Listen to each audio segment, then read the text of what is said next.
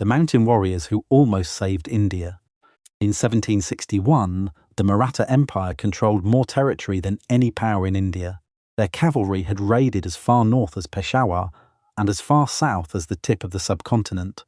The Mughal Emperor in Delhi existed only because the Marathas permitted him to. Then, on a single January afternoon at Panipat, they lost everything. 60,000 soldiers dead in one battle, their treasury emptied, and their political unity shattered beyond repair. Archaeologists excavating the Panipat battlefield in Haryana have recovered mass burial sites containing skeletal remains that confirm casualty numbers previously dismissed as exaggeration.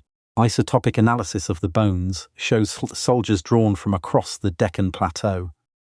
Men who had marched over 1,000 kilometers from their mountain homeland to fight in the flat plains of the north, on terrain completely unsuited to the guerrilla tactics that had made them invincible for 80 years. Someone had ordered them to fight the wrong war, in the wrong place, in the wrong way. So here is the question. How does the empire that built hundreds of mountain fortresses, each one considered impregnable, end up destroyed not in the mountains, but on a flat plain, and not by a foreign enemy, but by its own political collapse 57 years later? The Deccan Plateau, the elevated tableland that occupies most of central and southern India, was, in the early 17th century, a landscape of competing powers, none of them stable, and all of them extracting what they could from the agricultural population that fed them. Understanding why the Maratha Empire emerged from this landscape requires understanding both the specific political conditions that made a new power possible and the geographic characteristics that made the Deccan the birthplace of a military tradition unlike anything else in South Asian history. The Mughal Empire under Aurangzeb, who ruled from 1658 to 1707, was in the 17th century the largest and wealthiest state in the world by most economic measures. Its population of approximately 150 million people, its agricultural surplus, its commercial networks and its military forces dwarfed anything available to any rival in the subcontinent. The Deccan sultanates, Bijapur, Golconda and Ahmadnagar, that had previously controlled the plateau south of the Mughal territories, were progressively absorbed through a combination of military conquest and internal subversion that Aurangzeb pursued with relentless, methodical energy across decades of campaigning. For the peasant and farmer communities of the Deccan, the transition from one form of overlordship to another was experienced primarily, nay, as an intensification of extraction. The Mughal revenue system, based on a detailed land assessment methodology developed under Akbar, was efficient by the standards of the era, which meant that it extracted the agricultural surplus with a thoroughness that left farming communities with less margin for bad harvests, local emergencies, or the kind of investment in land improvement that might have expanded production over time. The Maratha people, the Marathi-speaking communities of the Western Deccan, concentrated particularly in the Sahyadri mountain range that runs north-south parallel to the western coast of India, had been present in the region for centuries as farmers, soldiers and administrators serving the various powers that had controlled the Deccan. They were not a distinct ethnic group in any biological sense. They were a cultural and linguistic community defined by a shared language and a set of social practices that cut across economic classes. What made them distinctive in the early 17th century was a combination of geographic advantage and political motivation that Shivaji Maharaj would eventually transform into the foundation of an empire. The Sahyadri range, also known as the Western Ghats, is one of the most strategically significant mountain ranges in South Asia. Its peaks reach 500 meters above the Deccan Plateau to the east, and drop steeply to the narrow coastal plain of the Konkan to the west. The range is heavily forested, receives some of the highest rainfall in India during the monsoon season, and is dissected by numerous rivers and valleys that create a landscape of extraordinary complexity. The hill forts that the Maratha military would eventually develop into a network of over 300 fortified positions were not artificial impositions on this landscape. They were the natural expression of a terrain that offered defensive advantages unavailable anywhere else in the subcontinent. The political motivation came from lived experience with Mughal administration. The Deccan communities that became the base of Maratha power had spent decades experiencing the difference between the political rhetoric of Mughal universalism, which claimed to govern for the benefit of all subjects regardless of religion, and the practical reality of an administration that increasingly used religious criteria to determine tax rates, employment eligibility, and the protection of communal property. Aurangzeb's reimposition of the jizya, the tax on non-Muslim subjects that earlier Mughal emperors had abolished, in 1679 was the specific policy that most directly affected the Maratha community and that most clearly framed the conflict between Maratha resistance and Mughal authority as a defense of Hindu religious and cultural identity. Shivaji Bhonsle was born in 1630, the son of Shahaji Bhonsle, a military commander who served various Deccan powers and who had with some success attempted to establish independent power base in the Deccan's unsettled conditions. Shivaji's childhood was shaped by his mother Jijabai, a woman of remarkable political intelligence and strong religious conviction who raised him largely without his father's presence, and who instilled in him both the devotional Hindu identity that would define his political appeal and the strategic sense that would make him one of the most formidable rulers of his era. The historical sources on Shivaji's early years are a mixture of documented records, revenue documents, administrative correspondence, and the accounts of contemporaries including Mughal officials who observed his rise with increasing alarm, and the legendary tradition that has accumulated around him over 3.5 centuries, and that makes him one of the most celebrated figures in Indian historical memory. Separating the historical Shivaji from the mythologized Shivaji is genuinely difficult, and the political sensitivity of the question in contemporary Indian and Maharashtrian politics means that the conversation about where the boundary falls is rarely conducted without partisan heat.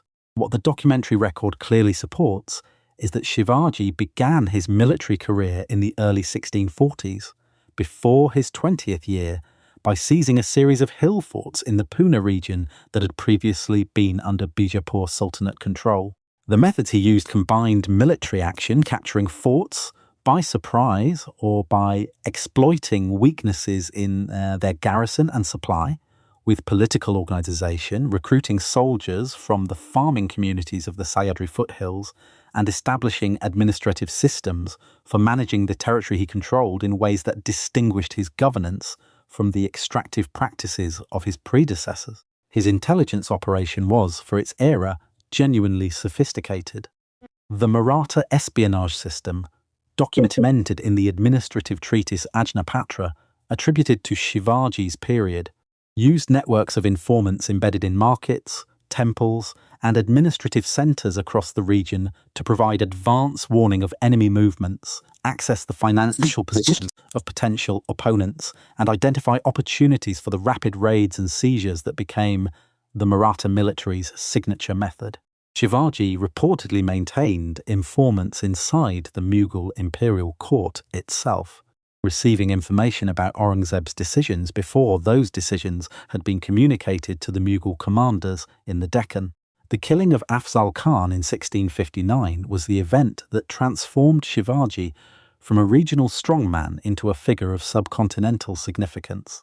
Afzal Khan was a senior Bijapur general sent to suppress Shivaji's growing power, commanding an army estimated at 10,000 soldiers. The two men met ostensibly for a peace negotiation. The accounts differ on who moved first, but the outcome was clear.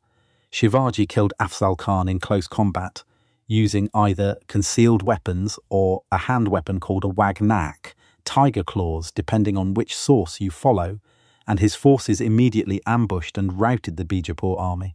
The speed, audacity, and personal courage of the act electrified the Maratha community and established Shivaji's reputation as a leader willing and able to confront superior opponents directly. The hill fort network that the Maratha Empire built, maintained, and defended across the Sahyadri range and the Deccan Plateau represents one of the most impressive military infrastructure projects in South Asian history. And the physical evidence of that network still partially visible in the surviving fortifications at sites across Maharashtra, is the most tangible legacy of Maratha military organization, Raigad Fort. Shivaji's capital, where he was formally crowned as Chhatrapati, sovereign king, in 1674, sits on a flat-topped mesa approximately 820 meters above the surrounding valleys, accessible by a single path that the fort's original designers had engineered to be maximable with minimal defensive force. The summit plateau covers approximately 6,000 square meters and was developed into a complete administrative and residential complex, a palace, a market, a mosque to accommodate Muslim subjects, temples, administrative buildings, granaries capable of feeding a large garrison for extended periods, and water storage cisterns that collected monsoon rainwater for use during the dry season. The fort's defensive walls followed the natural contours of the mesa, making it necessary for any attacking force to approach over exposed ground under fire from above. The Archaeological Survey of India has conducted systematic surveys of Maratha period hill forts since the 1980s, and the evidence they have accumulated reveals a standardization of design and construction that implies central planning and coordinated engineering capability rather than ad hoc local construction. The typical Maratha hill fort included multiple layers of defensive walls with bastions positioned to provide overlapping fields of fire, water storage systems designed for multi-year sustainability, grain storage of capacity proportional to the expected garrison size, and signaling systems, typically fire-based, that could communicate between forts across distances of many kilometers. The coastal dimension of Maratha military strategy is less well known than the land-based hill fort network, but equally significant. Shivaji recognized, earlier than any other Indian ruler of his era, that control of the Arabian Sea coast was strategically essential for a Deccan power seeking to resist Mughal pressure. The Mughal Empire had no significant naval capacity and depended on sea trade for revenue and on coastal ports for resupply of its Deccan armies. A Maratha naval force that could interdict this coastal trade would impose strategic costs on the Mughal military effort that purely land-based resistance could not. The Maratha navy that Shivaji built from the 1650s onward was the first indigenous Indian naval force of the modern era. A fleet of galleys and smaller vessels that operated primarily from the fortified harbours of the Konkan coast, raiding Mughal coastal shipping, threatening the European trading posts, and maintaining the Maratha position on the coast against both Mughal and foreign pressure. The fortified island of Sindhudurg, built in the Arabian Sea off the coast of what is now the Sindhudurg district of Maharashtra, was begun in 1664 and represents the most ambitious of Shivaji's coastal fortification projects.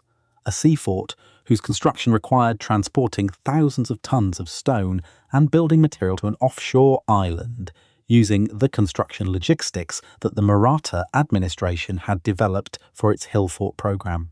Shivaji's military and administrative accomplishments were genuine and substantial, but the Maratha Empire that outlasted him, expanding in the 18th century to become the dominant power across most of the subcontinent, was not primarily the product of his reign. It was the product of the Peshwa system that his successors developed, which transformed the empire from a personal monarchy into a confederacy of powerful military families coordinated by a prime minister whose authority derived from administrative competence rather than royal blood. The Peshwa, originally a title meaning chief minister, became under the Bhatt family beginning with Peshwa Balaji Vishwanath in 1713, the effective governing authority of the Maratha state. The nominal Chhatrapati, Shivaji's descendants, retained their ceremonial position and their symbolic function as the legitimating source of Maratha sovereignty, but real political and military decision-making authority passed progressively to the Peshwa. Under Peshwa Bajirao Afay, who held the position from 1720 to 1740 and is widely regarded as the greatest military commander in Maratha history, the empire expanded with a speed and geographic reach that transformed the political map of India. Bajirao I won over 40 engagements without a single defeat, a military record that has no parallel in South Asian history of the period. His operational method was built on the Maratha cavalry tradition's core principles: speed, deception, and the exploitation of the interior lines that knowledge of the Deccan terrain provided. He moved his armies at rates that astonished opponents trained in the slower, supply-constrained pace of Mughal or Rajput military operations. He regularly appeared before fortified positions days earlier than his opponent's scouts had projected as possible, and he consistently chose engagement conditions that neutralized the Mughal advantage in heavy artillery and elephant-mounted forces by refusing to fight pitched battles on open plains when the tactical situation favored maneuver instead. The revenue system that funded this military expansion was based on two specific instruments that the Maratha state had developed in Shivaji's time and refined through the early 18th century. The shorth, 1/4 of the assessed revenue of territories under Maratha protection or threat, was collected from Mughal-administered and Rajput territories across a vast area of northern and central India. The Sardeshmukhi, an additional 1/10 of revenue, based on the Bonsley family's traditional claim to a hereditary administrative position, supplemented the chaff in specific territories. Together, these revenue mechanisms gave the Maratha Confederacy a fiscal reach that extended far beyond the territories it directly administered, generating income from the threat of Maratha cavalry raids as effectively as from the administration of Maratha-controlled territory. The social composition of the Maratha military changed significantly during the 18th century's expansion. The original Maratha force, Shivaji's cavalry drawn from the farming communities of the Sahyadri foothills, was supplemented by hired cavalry from other communities, artillery units trained and in some cases commanded by European adventurers, and infantry forces recruited from across the subcontinent. The Maratha military of 1750 was a more diverse, more professionally organized, and more geographically dispersed force than the tightly integrated mountain warriors of Shivaji's era, and also, as the events of 1761 would demonstrate, more vulnerable to the specific strategic mistakes that a dispersed confederacy with multiple competing power centers tends to make.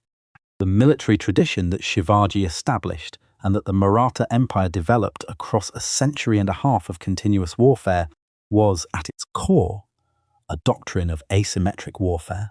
The systematic exploitation of the advantages that a lighter, more mobile, and more locally knowledgeable force possessed against a heavier, slower, and more supply-dependent opponent. The fundamental tactical unit of the Maratha military was the cavalry troop, a unit of horsemen equipped for rapid movement and designed to fight in ways that maximized the advantages of speed and surprise while minimizing exposure to the close-range firepower that heavier infantry and artillery could bring to bear. The horses were typically smaller and lighter than the Central Asian breeds used by Mughal cavalry, which made them less impressive in a direct charge but more sustainable over long distances and in the broken terrain of the Sahyadri range. A Maratha cavalry force operating in the Western Ghats could cover ground that would halt a Mughal army with heavy artillery and supply wagons and could disappear into the forested valleys before any pursuit could close the distance. The Ganimi Kava, the guerrilla tactical doctrine attributed to Shivaji and systematically applied throughout the empire's military operations, was not simply a matter of avoiding pitched battle. It was a comprehensive operational philosophy that used the entire landscape as a military resource, identifying the specific vulnerabilities of each opponent and designing campaign plans that attacked those vulnerabilities while avoiding the opponent's strengths. Against the Mughal military, whose weakness was supply line dependency and whose strength was heavy siege artillery, the Ganimi cover dictated: avoid the artillery, attack the supply lines, hold the hill forts against siege, and force the enemy to campaign through monsoon seasons when their supply system was most vulnerable. The weapons that defined the Maratha fighting style were chosen for consistency with this tactical philosophy. The Bhavani sword, a weapon associated with Shivaji and with the goddess Bhavani, whose blessing he claimed, was a curved, single-edged weapon suited for the slashing cuts of mounted combat. The Bichwa, or scorpion dagger, was a short double-curved blade suited for close quarters fighting in the confined spaces of fort corridors and narrow mountain passes. Neither was a weapon of massed formation combat. Both were designed for the individual and small group fighting that mountain guerrilla warfare required. The siege operations that supplemented the cavalry tradition were more technologically demanding and are less celebrated but equally important to understanding the Maratha military's full capability. The capture of fortified positions, both the hill forts of the Sahyadri and the urban fortifications of the Deccan cities, required engineering knowledge, artillery capability, and logistical organization that the Maratha administration developed systematically across the 17th and 18th centuries. The earthen field fortifications that Maratha engineers constructed during major sieges, the lines around Jinji during the long siege of 1689 to 1698, for example, demonstrated a knowledge of contemporary military engineering that owed something to the European influence in the region, but was substantially developed from domestic tradition. The Maratha Empire produced, across its 144-year history, a remarkable succession of military and political leaders whose individual qualities shaped the empire's trajectory as decisively as any structural or institutional factor.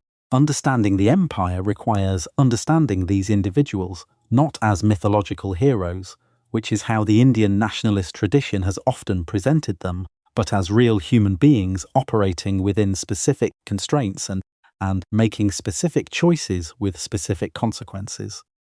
Shivaji Maharaj, whose formal title Chhatrapati means Lord of the Umbrella, a symbol of sovereignty, governed from his coronation in 1674 until his death in 1680 with a combination of military audacity and administrative thoughtfulness that his contemporaries found genuinely exceptional.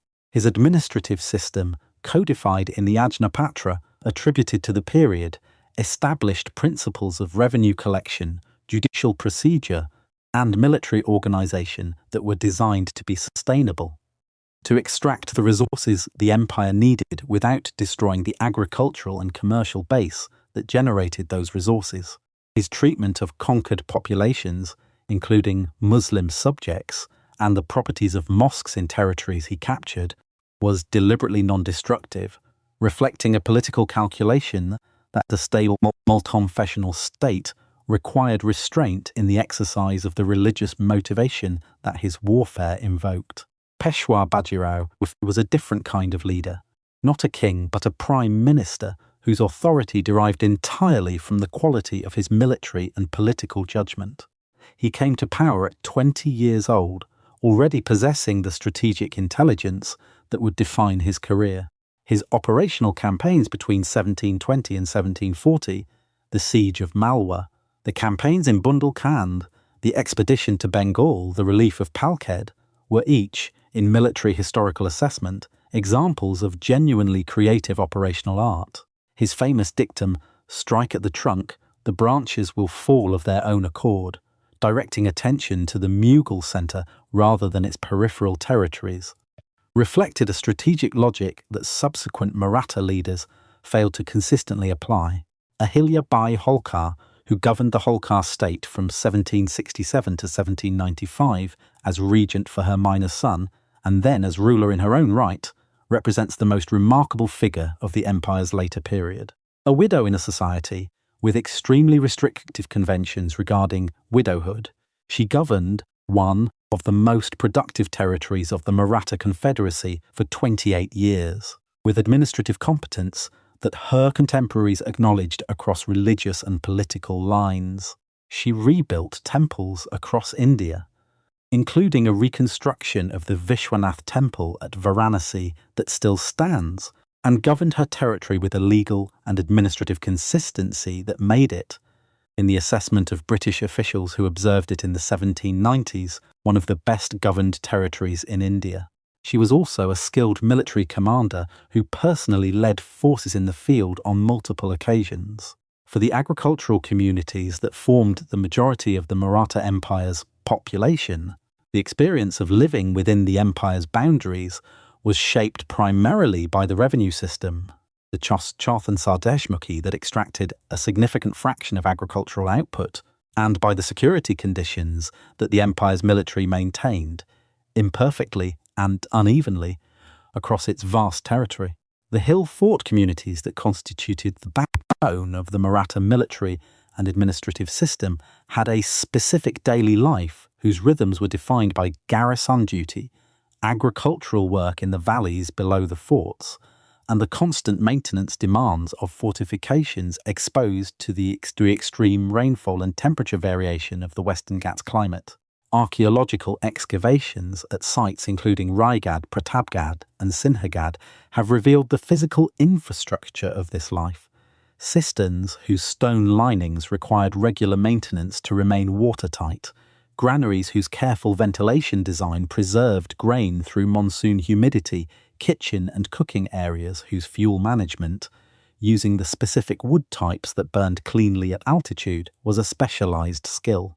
The diet of the Maratha soldier and farmer was defined by the agricultural products of the Deccan Plateau, jowar and bajra millets, rice in the coastal Konkan, pulses and vegetables, supplemented for soldiers by the preserved and dried provisions that sustained campaigns in territory where foraging was insufficient.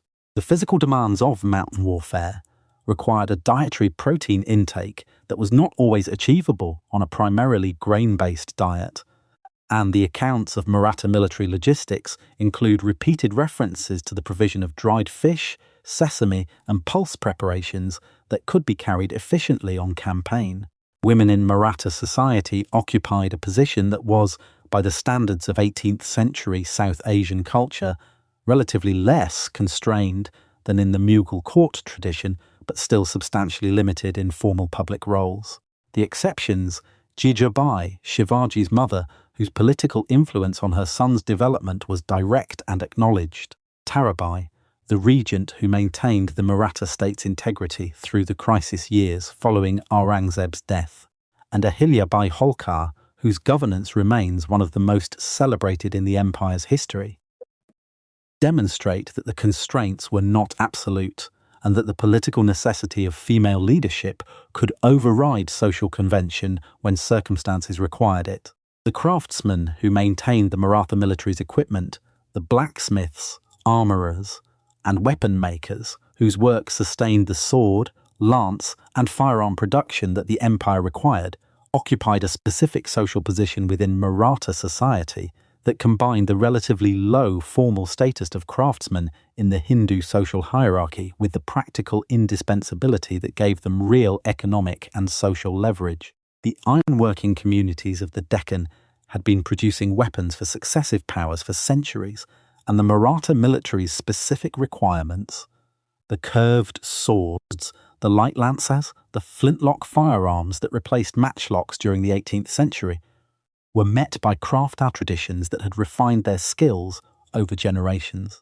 The Maratha Empire's great cities were not primarily imperial capitals in the tradition of Mughal Delhi or Safavid Isfahan, massive planned urban complexes whose scale and architectural ambition expressed dynastic power through built form.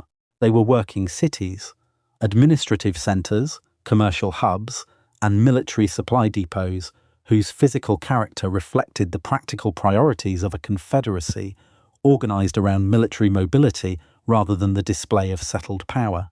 Pune, which became the effective capital of the Maratha Confederacy under the Peshwa administration, beginning in the early 18th century, grew from a modest market town in Shivaji's era into a significant city of perhaps 150,000 people by the mid-18th century.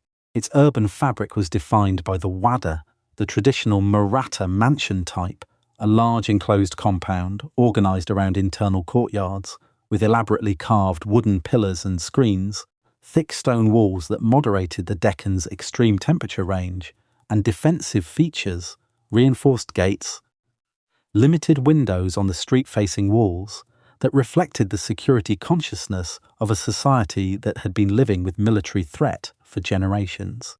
The Shaniwar Palace complex, built by Peshwa Bajirao and IC beginning in 1732, was the most impressive Maratha architectural project of the 18th century. The palace occupied approximately 6 hectares in the centre of Pune and combined administrative functions, the halls where the Peshwa received petitioners and managed state affairs, with residential quarters for the Peshwa's family and household, temples and gardens. The decorative programme of the palace incorporated elements from Rajput, Mughal and local Maratha architectural traditions in ways that reflected the cosmopolitan character of the Peshwa court. The palace was destroyed by fire in 1828 after the empire's fall, and only the outer walls and the main gate survive today.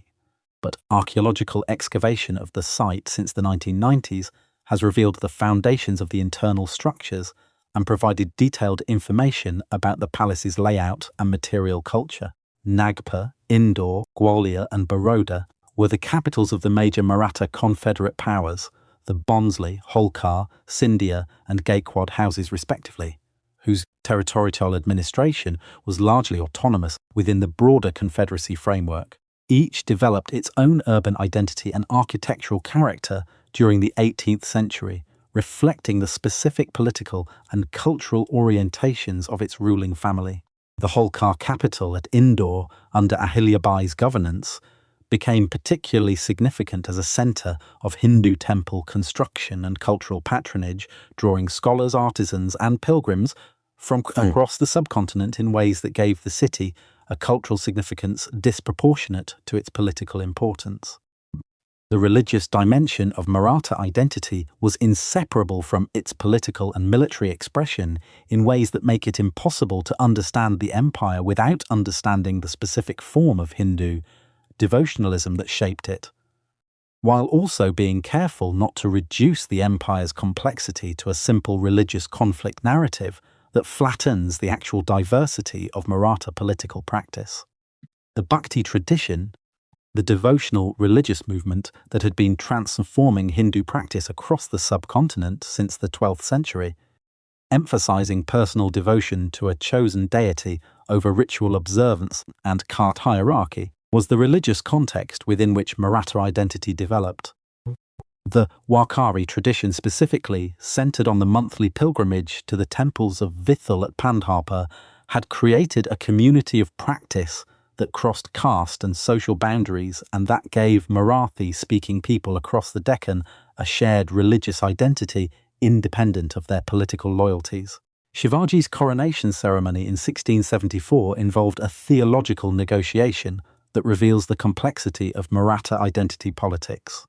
The Brahmins of the Deccan initially refused to perform the coronation on the grounds that Shivaji, as a member of the Kshatriya warrior caste, had insufficient status for the ceremony without a genealogy connecting him to the ancient Rajput lineages that carried recognized royal legitimacy.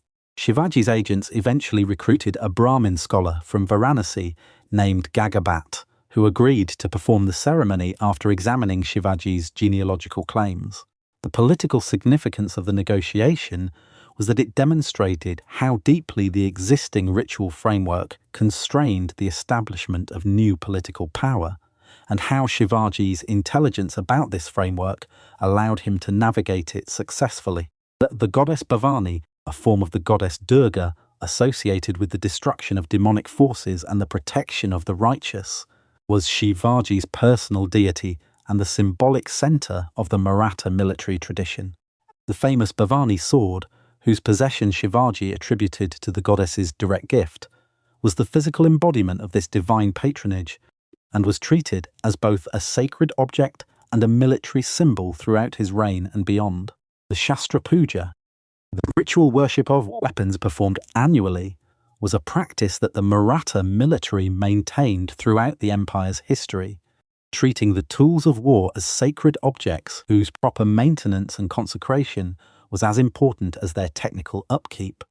The Maratha Empire's technological capabilities were, in several specific areas, more advanced than their popular image as mountain guerrilla fighters suggests, and understanding these capabilities is essential to understanding both how the empire achieved its military dominance in the 18th century and why that dominance proved fragile when confronted with the specific technological and organizational advantages that the East India Company brought to its conflicts with the Maratha Confederacy in the early 19th century. Artillery was the most significant technological domain in which the Maratha military invested during its 18th century expansion. The hill fort garrison tradition had developed competence in fixed artillery, cannon mounted in fort bastions for defensive fire from Shivaji's time onward. The mobile artillery tradition, light cannon that could keep pace with the cavalry operations that defined Maratha offensive capability, was developed more fully under the Peshwa administration, particularly during Bajirao Fest campaigns in northern India. By the mid-18th century, Maratha armies deploying for major campaign operations were able to field artillery trains of significant size, and the technical quality of the guns produced in the Maratha foundries at Pune and in other workshops across the Confederacy was, by the assessment of European observers, comparable to contemporary European and Mughal ordnance. The Maratha naval tradition, established by Shivaji and developed through the 17th and 18th centuries by the Angre family, particularly Kanhoji Angre, who served as the Maratha Navy's commander from 1698 to 1729, represented the most sophisticated indigenous naval capability in the subcontinent. The Maratha fleet operated from a chain of fortified harbours along the Konkan coast, using galleys and smaller vessels suited for the inshore and coastal operations that characterised Arabian sea warfare in the pre-steam era. Kanhoji Angre successfully resisted English, Portuguese, and Dutch naval attacks on the Maratha coastal position for decades, maintaining the empire's control of the Konkan littoral against European powers with far greater naval resources. The intelligence and espionage capabilities of the Maratha state were, as noted earlier, genuinely sophisticated and deserved more detailed examination than they typically receive in military historical accounts. The Maratha intelligence network operated at multiple levels simultaneously. Strategic intelligence, gathering information about the political intentions and military dispositions of major powers across the subcontinent. Operational intelligence, tracking the movements of specific armies and the condition of specific fortifications. And commercial intelligence, monitoring the flow of goods and money through the trade networks that provided economic information of direct military relevance. The Maratha Empire fought, over its 144-year history, an essentially continuous series of wars with a succession of opponents. The Mughal Empire, the Deccan Sultanates, the Afghan Durrani Empire, the Nizam of Hyderabad, and eventually the British East India Company, and the pattern of these conflicts reveals the specific strategic vulnerabilities that eventually proved fatal. The contest with the Mughal Empire was the defining conflict of the empire's first century. Aurangzeb's massive Deccan campaigns, the largest military operations in South Asian history to that point, involving armies of up to 200,000 men, sustained over a period of more than 2 decades at enormous cost to the Mughal treasury, were designed specifically to extinguish Maratha power permanently. They failed. The Maratha fortresses held. The Maratha cavalry operated against Mughal supply lines continuously, and the sheer cost of maintaining enormous armies in the field through successive monsoon seasons exhausted the Mughal financial system without achieving the decisive military result that would have justified the expenditure. Aurangzeb died in 1707, still in the Deccan, still fighting a war he had spent 27 years and the bulk of the Mughal Empire's resources attempting to win. The Mughal Empire he left behind was financially ruined and politically fragmented. The Maratha Empire that had survived his onslaught was, by contrast, energized. Proven in the crucible of the most sustained military pressure in South Asian history, and led by a generation of commanders who had spent their entire careers fighting and winning against a vastly more powerful opponent. The Third Battle of Panipat in January 1761 was the catastrophe that broke this momentum permanently. The Maratha force that marched north under the command of Vishwasrao and his uncle Sadashivrao Bau in 1760, representing the full military commitment of the Peshwa government, made a series of strategic errors that accumulated into a disaster of the first order. They advanced too far north, too far from their supply bases. They became trapped in a strategic position near Panipat that the Afghan commander Ahmad Shah Durrani chose to exploit with the full force of his cavalry and artillery. The battle itself lasted approximately 8 hours. By its end, 60,000 Maratha soldiers were dead, including Vishwasrao and Sadashivrao Bau, along with an estimated 100,000 camp followers. The Maratha Empire survived Panipat, but it did not recover from it. The generation of military leadership that had defined the empire's peak capability was gone in a single afternoon. The financial cost of the campaign, not just the loss of the army but the ransom payments, the loss of tribute revenue from northern territories that the Marathas could no longer project force to collect, and the damaged prestige that reduced the compliance of subordinate chiefs, created a fiscal crisis from which the Peshwa government never fully recovered. The Maratha Empire at its territorial maximum in the decades between Bajirao I's death in 1740 and the Third Battle of Panipat in 1761 controlled or extracted revenue from a territory stretching from the Indus River in the northwest to Orissa on the eastern coast, and from the Himalayan foothills in the north to the Krishna River in the south. No single Indian power before or after, until the British consolidation of the subcontinent in the early 19th century, exercised political influence over a comparable proportion of the subcontinent's territory. The empire's formal territorial administration was, however, significantly smaller than its zone of political influence.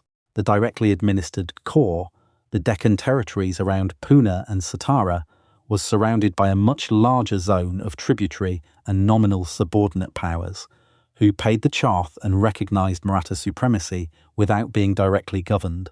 The distinction was economically significant. The directly administered territories generated reliable revenue and provided the military recruitment base. The tributary territories generated revenue only as long as the Maratha military could demonstrate the capability to collect it. The wealth that flowed through this system was enormous by subcontinental standards. The Peshwa's annual revenue by the mid-18th century has been estimated by historians working from surviving account books at approximately 150 million rupees, a figure that exceeded the revenue of most European states of the period, and that supported the military and administrative establishment of not just the Peshwa directly but the major Confederate powers whose combined military resources made the empire function. The cultural confidence of this peak period was genuine and productively expressed. Maratha architecture, music, literature, and religious patronage flourished in the courts of the Peshwa and the Confederate chiefs. The intellectual tradition of the Brahmin scholars who staffed the Peshwa's administration produced historical chronicles, philosophical texts, and administrative manuals that are the primary documentary sources for understanding the empire from within. The Pune of the mid-18th century was a sophisticated urban centre whose cosmopolitan character, drawing talent from across the subcontinent in response to the patronage opportunities the empire's wealth provided, contrasted sharply with the frontier fighter image that the Maratha military tradition projected. The structural weaknesses that eventually destroyed the Maratha Empire were visible, in retrospect, from relatively early in the empire's history, and the specific forms those weaknesses took were not accidents, but the predictable consequences of the political choices the empire's founders had made in building the Confederacy structure. The Confederacy model, in which the Peshwa coordinated the military and political activities of the major Maratha powers without having direct administrative control over them, was both the empire's greatest strategic asset and its most dangerous structural vulnerability. As an asset, it allowed the empire to project military force across an enormous territory without requiring the administrative infrastructure that direct governance would have demanded. As a vulnerability, it meant that the empire's strategic coherence depended entirely on the ability of the Peshwa to maintain the cooperation of the Confederate chiefs, and that cooperation was never guaranteed and always contingent on the Peshwa's demonstration of political skill, military success, and financial generosity. The Peshwa succession crisis that followed the death of Narayan Rao Peshwa in 1773, who was murdered by his uncle Raghunath Rao's forces in a palace plot that the historical sources describe with a specificity that makes for grim reading, was the point at which the political dysfunction that the Confederacy's structure had been generating since Panipat became fully visible. Raghunath Rao's subsequent request for British military assistance in support of his claim to the Peshwaship, which the East India Company provided in exchange for a highly unfavourable treaty, the Treaty of Surat, in 1775, was the specific act that inserted British military power into Maratha internal politics in a way from which the empire never recovered. The three Anglo-Maratha Wars, 1775 to 1782, 1803 to 1805, and 1817 to 1818, were not simply military contests between the British East India Company and a resistant empire. They were the final expression of the Confederacy's structural failure. In each war, the company exploited divisions within the Maratha leadership to fight some Maratha powers with the help of others, ensuring that the empire's combined military resources were never brought to bear simultaneously against the British position. The Confederate chiefs who allied with the British against other Maratha powers in the hope of improving their own relative position within the Confederacy discovered, when the wars ended, that the company's version of regional dominance left no room for the kind of autonomous Indian power that the Maratha Confederacy had represented. The Third Anglo-Maratha War of 1817 to 1818 was, in military terms, the most decisive of the three conflicts, and it ended not because the Maratha forces were unable to fight, but because the political structures that would have needed to coordinate a unified resistance had already fragmented beyond repair. The war began in November 1817, when the Peshwa's forces attacked the British residency at Pune, an act that the company used as the justification for a military response it had been preparing for months. The Governor-General Lord Hastings had spent the preceding years methodically strengthening the company's diplomatic and military position relative to each of the Maratha Confederate powers, signing subsidiary alliance treaties that placed British troops in the capital cities of the Nizam, the Holkar and the Gaikwad states, nominally as protection, practically as garrisons that ensured those powers' neutrality or cooperation in any conflict with the Peshwa. The result was that when the war began, the Peshwa faced the company essentially alone. The Holkar and Scindia forces, nominally independent Maratha powers with their own military establishments of significant size, were constrained by the subsidiary alliance system from providing effective support. The Nizam, whose territory bordered the Peshwa's domain, was under British protection and could not be used as a sanctuary. The company's forces, fighting against a geographically dispersed and politically uncoordinated opponent, moved with a speed and decisiveness that the Maratha forces, fighting without a unified command structure, could not match. The Peshwa's army, still a formidable force on paper, with several hundred cannon and tens of thousands of cavalry, fought with courage at engagements including Khadki in November 1817 and Koregaon in January 1818. The Battle of Koregaon deserves specific mention. A force of approximately 800 East India Company soldiers, many of them from the Mar caste community, whose presence in the British Indian Army reflected the social dynamics of the Maratha caste system, held off a Peshwa force estimated at 25,000 to 28,000 men throughout a single day of fighting. The memorial erected by the company at the Koregaon battlefield subsequently became one of the most politically charged sites in Indian history, symbolizing for Dalit communities the contradiction between the Maratha Empire's claims to Hindu solidarity and its treatment of the castes it formerly excluded. The last Peshwa Baji Rao II surrendered in June 1818 and was exiled to Bithur near Kanpur with a British pension. The Maratha Confederacy was dissolved. Its territories were absorbed into British India, reorganised as the Bombay Presidency. The hill forts whose construction had begun Shivaji's empire 144 years earlier were garrisoned by company troops or simply abandoned.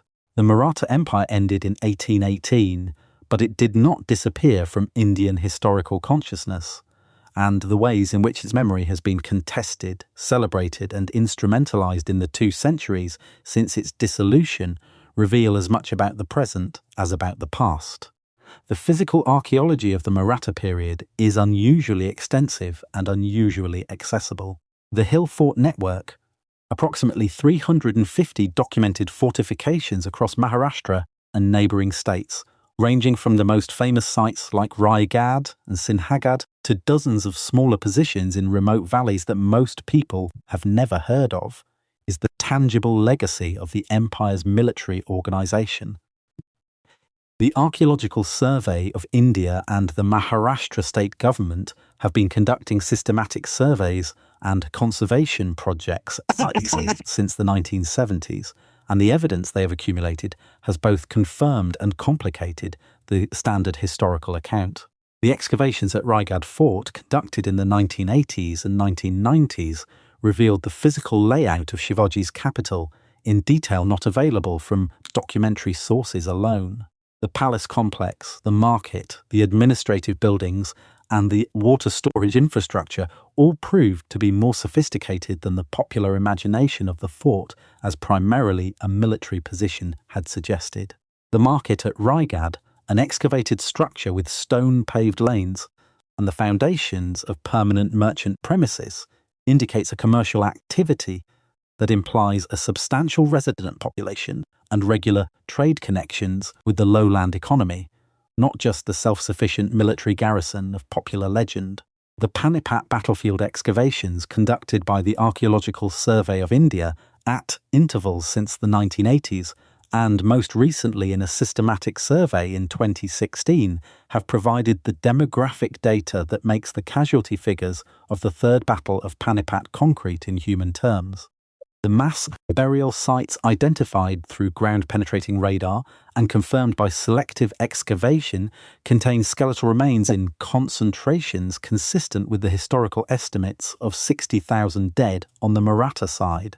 Isotopic analysis of a sample of the remains, using the strontium and oxygen isotope ratios preserved in dental enamel that reflect the water and geology of an individual's childhood environment, shows geographic origins distributed across the Deccan Plateau, confirming that the force that died at Panipat was genuinely representative of the empire's geographic breadth, rather than a regional contingent. The genetic legacy of the Maratha Empire in the contemporary population of Maharashtra and neighbouring states has been investigated through population genetics studies conducted by Indian and international research teams over the past 2 decades. The results consistently show that the genetic diversity of Maratha-speaking communities reflects the historical mixing of populations across the Deccan that the empire's military recruitment and administrative deployment patterns would predict. The specific genetic markers associated with communities from the Sahyadri foothills, the original geographic base of the Maratha military, are traceable in populations across a wide area that corresponds approximately to the empire's core territories, suggesting that the demographic consequences of the empire's settlement and deployment patterns are still visible in the genetic landscape of the region.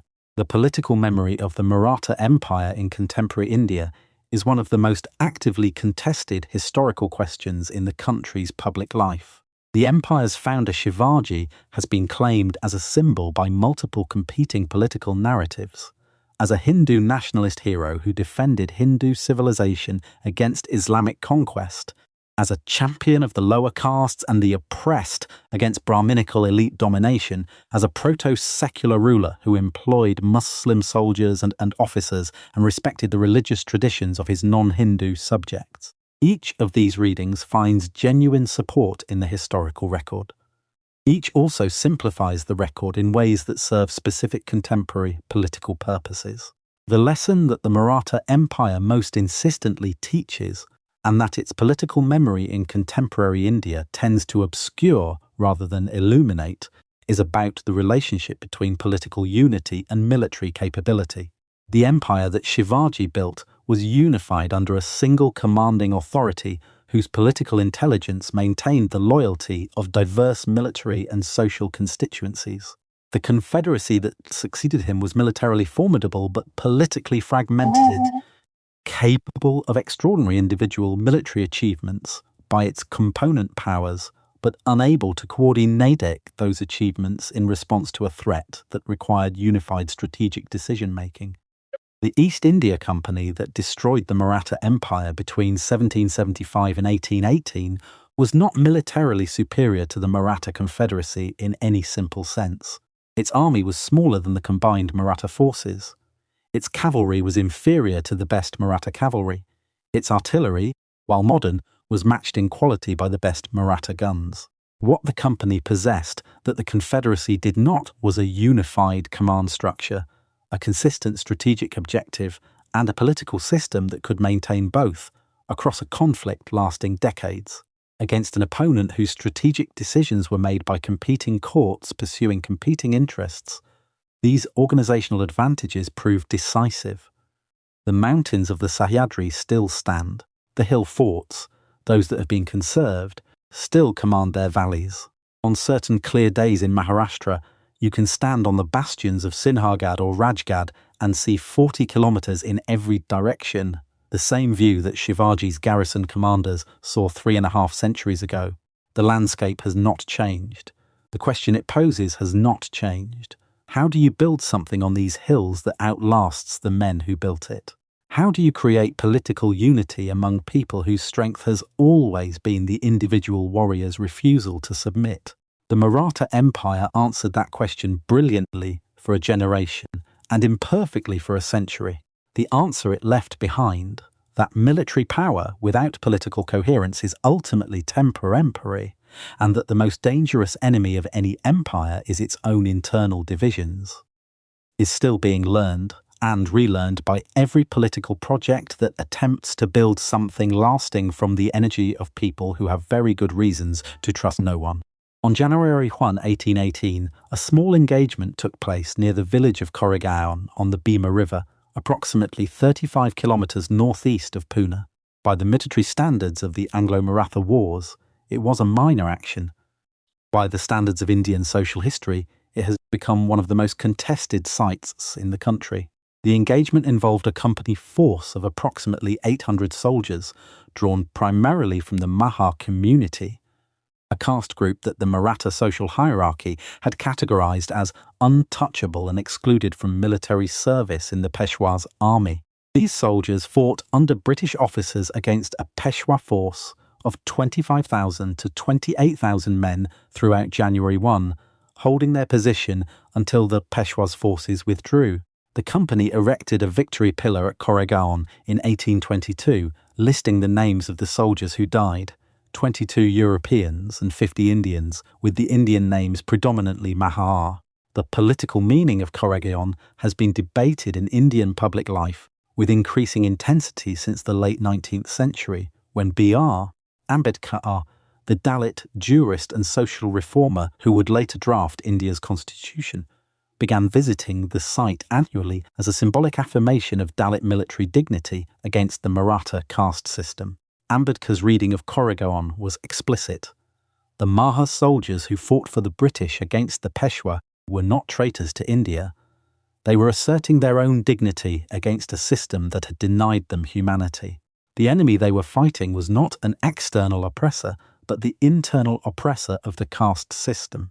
The Maratha nationalist reading of Koregaon is precisely opposite. The battle represents British manipulation of India's internal social divisions to defeat a Hindu kingdom, using the promise of dignity and employment to recruit soldiers from communities whose legitimate grievances against caste hierarchy were exploited for colonial purposes.